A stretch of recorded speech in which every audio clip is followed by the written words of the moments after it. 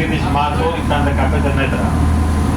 Έχουν πέσει αρκετά βράχια από τους σεισμούς το 1953 και στη συνέχεια, και αυτή τη στιγμή το βάθος είναι περίπου στα 7 μέτρα και στην είσοδο είναι περίπου στα 3 μέτρα.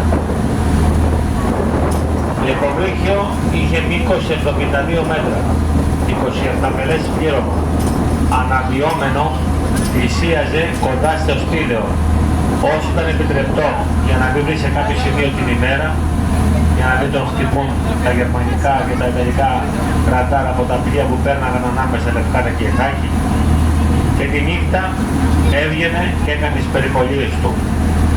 Ανάμεσα Λευκάρα και Ιθάκη χτύπησαν δύο γερμανικά εμπορικά πλοία, τα οποία ήταν φορτωμένα σιτάρι και αλεύρι.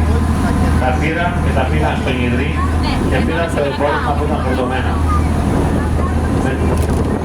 Βλέποντας εδώ από το Μεγακίσι με τη σπηλιά, άρχισε να κάνει περιπολίες